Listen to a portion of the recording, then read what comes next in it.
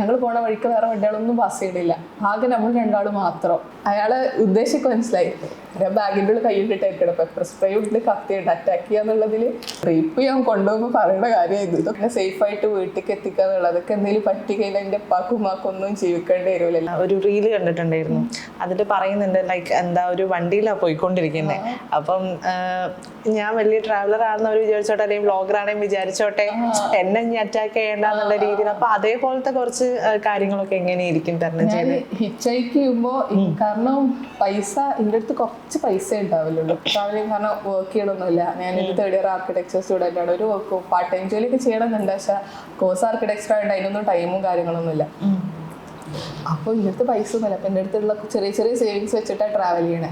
അപ്പോൾ എല്ലായിടത്തേക്കും ഇപ്പോൾ ബസ് എടുത്ത് പോവുക അതൊന്നും പോസിബിൾ അല്ല. എൻ്റെ അടുത്ത് അതിനുള്ള പൈസ അല്ല. അപ്പോൾ ഹിച്ചൈക്ക് ചെയ്യുമ്പോൾ ഞാൻ എന്തൊക്കെ നോക്കുക വെച്ച് കഴിഞ്ഞാൽ, ഒരു കാര്യം ഉറപ്പുവരുത്തുക, അവിടുത്തെ ലോക്കലാണെന്ന് ഉറപ്പുവരുത്തും. നമ്പർ പ്ലേറ്റ് നോക്കിയിട്ട് ഹിമാചലത്തെ ആളാണെന്ന് ഉറപ്പുവരുത്തും. പിന്നെ ഞാൻ ഫാമിലിനെ അധികം പിടിക്കാനാണ് നോക്കല്. ഫാമിലി ആയിട്ട് ട്രാവൽ ചെയ്യണ കാറൊക്കെ അങ്ങനെ നോക്കും. പിന്നെ കയറി കഴിഞ്ഞാൽ കുറേ കള്ളം പറയും. ഹിച്ചൈക്ക് ചെയ്യുമ്പോൾ ഞാൻ ഒരു സ്ഥലത്ത് നിന്ന്, കാരണം ഇവിടുന്ന് ഇപ്പോൾ ഹിമാചലക്കാരൻ ഒരു വില്ലേജിൽ നിന്ന് അടുത്ത വില്ലേജ് പോകുമ്പോൾ പിന്നെ ഫുള്ള് കാടിയേക്കാരൻ, അടുത്ത വില്ലേജ് എത്തോളം കാടിയേക്കാരൻ. അപ്പോൾ സേഫ് ആയിരിക്കുള്ളൂ. അപ്പോൾ ഞാൻ പറയും ഞാൻ നിന്നത് ഒരു റിലേറ്റീവ് ഉണ്ട് ഇവിടെ, അവരെ കൂടെ നിന്ന്. കാരണം അപ്പോൾ ഇവർക്ക് തോന്നി എനിക്ക് ഇവിടെ ആൾക്കാരുണ്ട്. ഞാൻ ഒരിക്കലും സോളോ ട്രാവൽ ചെയ്യുമ്പോൾ ആരോടും പറയില്ല ഞാൻ ഒറ്റയ്ക്കാണ് ട്രാവൽ ചെയ്യണേ. ഞാൻ എപ്പോഴും കള്ളം പറയും എൻ്റെ കൂടെ ആളുണ്ട്, അടുത്ത പോയിന്റിൽ എൻ്റെ ഫ്രണ്ട്സിനെ വെയിറ്റ് ചെയ്യുന്നുണ്ട്, അങ്ങനെയൊക്കെ പറയും.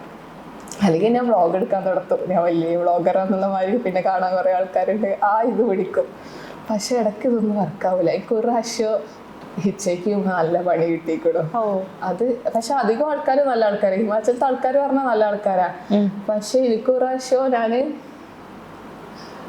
ഈ റിക്കോംപിയോ പറയുന്ന സ്ഥലത്ത് നിന്ന്, അല്ലെ കൽപ്പ പറയുന്ന സ്ഥലത്ത് നിന്ന് ഞാൻ ചിക്കുള് പറയുന്ന സ്ഥലത്തും അത്യാവശ്യം നല്ല ദൂരമുണ്ട് രണ്ട് തമ്മിൽ. അങ്ങോട്ട് ഞാൻ ഹിച്ചൈക്ക് ഞാനൊരു കാറ് കയറി. ലോക്കൽ ഒരു 26-27 വയസ്സൊക്കെ ഒരു ചെക്കനായിരുന്നു.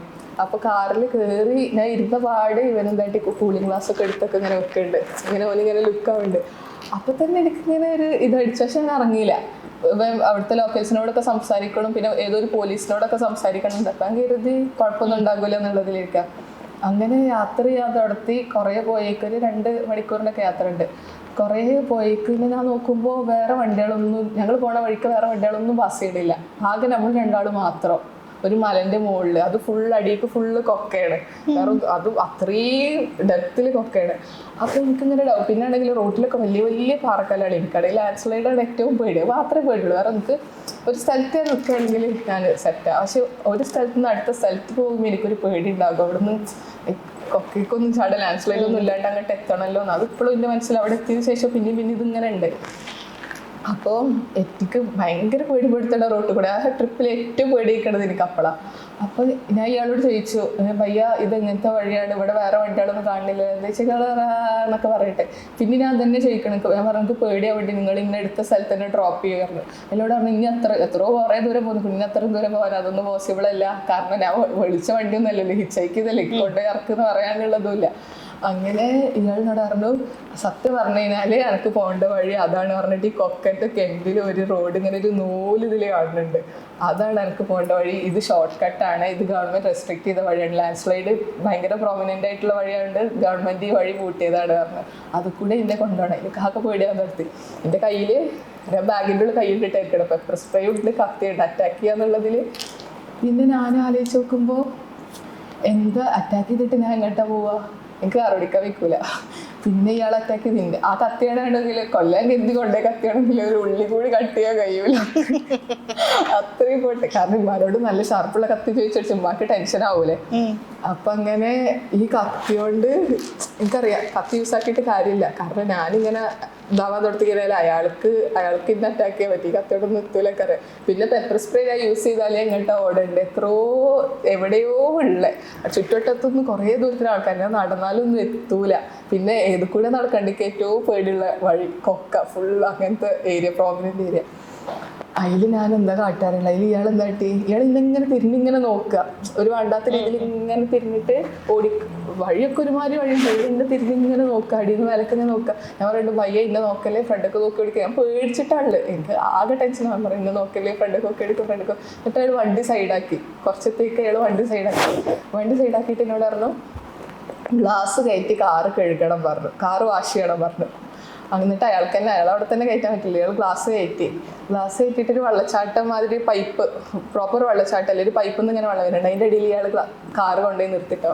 അപ്പോൾ ഫുള്ള് ഗ്ലാസ് ബുക്കിലൊക്കെ വെള്ളം ഇങ്ങനെ ചാടിക്കൊണ്ടിരിക്കാൻ ആകെ പേടിച്ചിട്ടല്ലേ. അതിൽ ഇയാൾ ഒന്നും പറഞ്ഞില്ലേ, ഇയാൾ ഇന്നെ തിരിഞ്ഞിങ്ങനെ നോക്കി, ഇങ്ങനെ എക്സ്പെക്ട് ചെയ്തിട്ട് അയാളെ ഉദ്ദേശിക്ക് മനസ്സിലായി, എനിക്ക് മനസ്സിലായി. പെപ്പർ സ്പ്രേ കത്തി 2 യൂസ് ആക്കിയിട്ട് ഇപ്പോൾ അവിടെ ഒരു കാര്യമല്ല. ഞാൻ കരയാൻ തുടത്തി, ഞാൻ കരഞ്ഞ് പറയാൻ തുടത്തി, ഇന്നൊന്നും ചെയ്യരുത്, ഇങ്ങനെയൊന്നല്ല കേട്ടോ പറയുന്നത്, തേങ്ങിയിട്ടല്ല പറയുന്നത്, ഇന്നൊന്നും ചെയ്യരുത്, എൻ്റെ ഏറ്റവും വലിയ റെസ്പോൺസിബിലിറ്റി ഇന്നെ ഒന്നും പറ്റാണ്ട് എന്നെ സേഫായിട്ട് വീട്ടിലേക്ക് എത്തിക്കുക എന്നുള്ളത്. അതൊക്കെ എന്തെങ്കിലും പറ്റിക്കഴിഞ്ഞാൽ എൻ്റെ ഉപ്പാക്കും ഉമ്മാക്കും ഒന്നും ജീവിക്കേണ്ടി വരുമല്ലോ, എല്ലാവരും മൊത്തം ആൾക്കാരും ഓരോന്ന് പറഞ്ഞ്.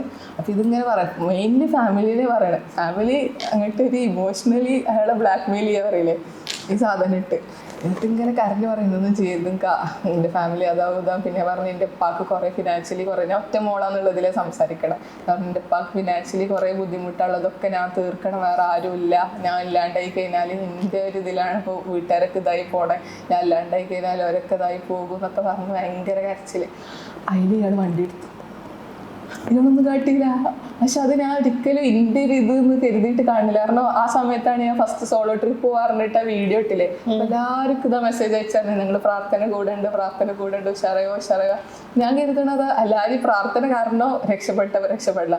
കാരണം ഒരാൾ റേപ്പ് ചെയ്യണമെന്നുള്ള ഉദ്ദേശത്തിൽ കാറ് നിർത്തിയിട്ട് പിന്നെ അയാൾ എടുത്തു പോവാന്ന് പറഞ്ഞാൽ ചെറിയ കാര്യമാണ്. ലിറ്ററലി ആൾ അതിന് വേണ്ടി നിർത്തിയിട്ട് ആൾ പോവാ. ഞാൻ ഇങ്ങനെ എനിക്ക് അന്നം വിട്ടിട്ട് ഇയാളിനോട് പറയണ്ട്, ഞാനിങ്ങനെ വഴിയൊക്കെ പേടിയായത് കണ്ടേക്ക് ഇയാൾ വണ്ടി നിർത്തുന്നതിന് എന്നോട് പറയണ്ട്, എല്ലാവരും സ്റ്റാറും ഒരു ദിവസം ബ്രേക്ക് ആവും, എൻ്റെ സ്റ്റാർ ഇന്നാ ബ്രേക്ക് ആവണ്ടെന്നുണ്ടെങ്കിൽ എൻ്റെ തന്നെ ബ്രേക്ക് ആവും, ഈ പേടിച്ച് ഓടിയിട്ട് കാര്യമില്ല. ഇയാളുടെ ഈ റേപ്പ് ചെയ്യാൻ കൊണ്ടുപോകുമ്പോൾ പറയേണ്ട കാര്യമായിരുന്നു, ഇതൊക്കെ പറഞ്ഞിട്ട് എന്നോട്. അങ്ങനെ എന്നിട്ട് ഇയാൾ കാർ എടുത്തു പോയിട്ട് പിന്നെ ഇയാൾക്ക് ഇന്റെ പേടിച്ചത് കണ്ടേക്ക് ഇയാൾ ഇന്നെ സമാധാനിപ്പിക്കുക, മീൻസ് ടോപ്പിക്കൊക്കെ മാറ്റാം. ഇയാൾ അറിയാം എന്താണ് ഞാൻ ഇങ്ങനെ ആർക്കിടെക്ചറിനെ പഠിക്കണതാക്കണം, ഞാൻ പറയുന്നത് അപ്പുറത്തെ പോയിന്റിൽ എന്റെ ബ്രദർ വെയിറ്റ് ചെയ്യുന്നതൊക്കെ ഞാൻ പറഞ്ഞിരിക്കണോ, പിന്നെ ലൊക്കേഷനൊക്കെ എന്റെ ഫ്രണ്ട്സിനൊക്കെ ഞാൻ വിട്ടെടുത്തിക്കണം. അപ്പൊ തന്നെ ഇയാളെ കാറും ഇയാളെ മുഖമൊക്കെ എന്റെ ഫ്രണ്ട്സിന് വിട്ടിക്കണം, ഇന്നെ ഇയാളെ കൂടെയാണ് ഞാൻ ഉള്ളത്, എനിക്ക് എന്തോ റോങ് അടിക്കുന്നുണ്ട് എന്നൊക്കെ പറഞ്ഞൊക്കെ അപ്ഡേറ്റ് ചെയ്ത് വെച്ചിക്കണം. അങ്ങനെ ഇയാൾ എന്നിട്ട് എന്നോട് തിരിഞ്ഞേക്കുക, അതിൻ്റെ വീട് ഈ ഡിസൈൻ ചെയ്ത് തരണേ, എൻ്റെ നമ്പർ എനിക്ക് തരണേ. ഞാനാകെ പേടിച്ചിട്ടില്ല. ഇയാൾ എന്നോട് തിരിഞ്ഞിട്ട് സംസാരിക്കും. ഞാൻ പറഞ്ഞു, പയ്യ ഇന്ന് നോക്കല്ലേ പ്ലീസ്, ഫ്രണ്ടിലേക്ക് നോക്കി ഓടിക്കാർക്ക്. എനിക്ക് ഏറ്റവും പേടി അപ്പോൾ ലാൻഡ് സ്ലൈഡ് ഈ സാധനമായിരുന്നു. കാരണം എനിക്ക് എൻ്റെ അൾട്ടിമേറ്റ് ഗോൾ സർവൈവ് ചെയ്യുക, അതാണ്. എന്താണെങ്കിലും വേണ്ടിയില്ല, മരിച്ചു പോകരുത്. അങ്ങനെ എന്നിട്ട് ഇയാളെന്താട്ടി അവിടെ കൊണ്ടുപോയി ഇറക്കിയിട്ട് തിരിഞ്ഞൊക്കെ ചെയ്തില്ല, ഇയാൾ ഇറക്കി ആൾ വിട്ടുപോയി. പിന്നെ അപ്പം ഞാൻ കരുതി അഫീദാ ഹിച്ചൈക്കിങ് നിർത്താം, ഇനി ഹിച്ചൈക്ക് ചെയ്യണ്ട എന്നുള്ളൊരു സാധനം ഉണ്ട്. പക്ഷെ പിന്നെ ഞാൻ ഹിച്ചൈക്ക് ചെയ്തു. പിന്നെ എനിക്ക് അങ്ങനത്തെ ഒരു ഇത് ഉണ്ടായിട്ടില്ല. കാരണം ഒരാൾ മോശം എഴുതിയിട്ട് ഇനിയിപ്പോൾ എനിക്ക് ഹിച്ചൈക്ക് തന്നെ ചെയ്യണമെന്നില്ല, അങ്ങനെ ഒരു എക്സ്പീരിയൻസ് ഉണ്ട്. വെറുതെ നടക്കുമ്പോൾ ആണെങ്കിലും വരാം. ഇനിയിപ്പോൾ ഹിമാചൽ പോകണമെന്നൊന്നുമില്ല, ഇവിടെ നടക്കുമ്പോഴും വരാനുള്ള കാര്യമുള്ളൂ. അപ്പം എന്നോട് ഇനിയിപ്പോൾ ഇത് ഞാൻ പറഞ്ഞു എഴുതിയിട്ട് ഈ എന്തിനാ അങ്ങനെയൊക്കെ ചെയ്യണേ, തീരെ സേഫ് അല്ലല്ലോ, എവിടെ സേഫ് ഒന്നുമല്ല. അതാണ് സത്യം. അതേപോലെ ഒരാളോട് വഴി ചോദിച്ചപ്പോഴും ഇതേപോലെ ഒരാള് പുറകെ വരാനുള്ള ഒരു ടെൻഷനും എനിക്ക് ഉറപ്പാണ്. കാരണം ഹിമാചലത്തെ ആൾക്കാർ പറഞ്ഞാൽ വളരെ നല്ല ആൾക്കാരാ. എനിക്ക് ഒരു ബാഡ് ആൾക്കാരായിട്ട് എനിക്ക് പോർട്രേ ചെയ്യാൻ തീരെ താല്പര്യമില്ല. അയാൾ ചിലപ്പോൾ പഠിക്കാരം എനിക്ക് തോന്നിയതേക്കാരം, അത് എനിക്ക് ഉറപ്പാണ്. കാരണം അയാൾ ഇന്നെ ഒന്നും തൊട്ടിട്ടോ തട്ടിട്ടോ ഒന്നുമില്ല. അവിടെ എത്തിയപ്പത്തിന് വേറെ ആൾക്കാരുണ്ടായിരുന്നു. അപ്പോൾ അയാൾ അങ്ങനെ അയാളെ വഴിക്ക് പോയി. അപ്പോൾ എനിക്ക് പറയാൻ കഴിയൂല അതെന്ത് ചെയ്തു എന്നുള്ളത്. ചിലപ്പോൾ ഫോളോ ചെയ്തതാകാം, ചിലപ്പോൾ പണിക്ക് പോയതാകാം. ഇതേമാതിരി എനിക്ക് പ്രാവശ്യം ഞാനൊരു വില്ലേജിൽ നിന്ന് ഒരു ബർഷിനി പറഞ്ഞ ഒരു വില്ലേജ് ഉണ്ട്, അത് ഈ മലണ്ടി വാലി ഈ സൈഡുള്ളൂ. പിന്നെ വേറെ കൽഗ പുൽഗ തുൽഗ എന്നൊക്കെ പറഞ്ഞ അതിന്റെ ഓപ്പോസിറ്റ് വേറെ മല ഉണ്ട്. അപ്പൊ ഞാൻ ഇതിങ്ങനെ കറങ്ങി കൽഗ പുൽഗ തുൽഗ ഒക്കെ കണ്ട് തിരിച്ച് ഇങ്ങോട്ട് എത്തണമെന്നുണ്ടെങ്കിൽ വീണ്ടും ഇതേമാതിരി കറങ്ങണം. അപ്പൊ ഷോർട്ട് കട്ട് എന്താ വെച്ചാൽ നടുവ് കൂടെ ഒരു റിവറും ഉണ്ട്. ഷോർട്ട് കട്ട് ഇവിടുന്ന് ഇങ്ങനെ റിവർ ക്രോസ് ചെയ്ത് കിട്ടോ ഇങ്ങോട്ട് എത്തൂലേ. അപ്പൊ എന്നോട് അവിടുത്തെ ലോക്കൽസ് ഒക്കെ പറഞ്ഞു, അത് അടുക്ക് പോയി കഴിഞ്ഞാൽ വഴിയൊന്നും മനസ്സിലാവൂല, വഴിയൊന്നും പ്രോപ്പറായിട്ടില്ല, ഇങ്ങനെ തന്നെ പോയി കഴിഞ്ഞാൽ വണ്ടികളൊന്നും ഇല്ല, നടന്നിട്ട് തന്നെ പോകണം, ഇങ്ങനെ തന്നെ പോയിക്കോന്നൊക്കെ പറഞ്ഞു. പക്ഷെ എനിക്ക് നടക്കാൻ ഭയങ്കര മടിയാ. അങ്ങനെ ഞാൻ എന്താട്ടി ഇങ്ങനെ ഷോർട്ട് കട്ട് എടുക്കാൻ കരുതിയിട്ട് ഇറങ്ങി. കാടാണ്, ഇറങ്ങിയിട്ടൊന്നും മനസ്സിലാവണില്ല എങ്ങോട്ടാ പോകണ്ടെന്ന് മനസ്സിലായി. എന്നെ എവിടെയെങ്കിലും റിവർ ക്രോസ് ചെയ്യാൻ പാലം ഉണ്ടാവുമല്ലോ, എവിടെയെങ്കിലും പാലം ഉണ്ടെന്നും കേട്ടിരുന്നു. പക്ഷെ എവിടെ കണ്ടുപിടിക്കണം, ഒറ്റക്കല്ലേ. അങ്ങനെ തപ്പി ഒരു പാലം കിട്ടി, ഒരു ബ്രിഡ്ജ് കിട്ടി. നോക്കുമ്പോൾ അവിടെ 3-4 ചെക്കന്മാരെ നിൽക്കണ്ടേ. ഓരോരോ വഴി നോക്കി അങ്ങനെ ഞാൻ ക്രോസ് ചെയ്ത് ഞാൻ ഈ മല കയറാൻ തുടത്തി, ബർഷിനിക്കുള്ള മല കയറാൻ തുടത്തി. അങ്ങനെ കയറി ഞാൻ എപ്പോഴോ ബാക്ക് തിരിഞ്ഞേക്ക് പിന്നെ ഇങ്ങനെ ചൂണ്ടുണ്ട്, അത് അവിടെ ഉണ്ട് പറഞ്ഞിട്ട്. അപ്പം ഞാൻ കാര്യമാക്കിയില്ല, ഞാൻ കയറി. കയറി പിന്നെ കുറച്ച് ഇങ്ങനെ നടക്കുമ്പോഴൊക്കെ അത് ഇത്രക്ക് ഈ കുറ്റി പുല്ല് മാതിരി ഉണ്ടാവില്ല, മരമല്ല, ഇത്രക്ക് ഗ്രാസ് മാതിരി വലുത്.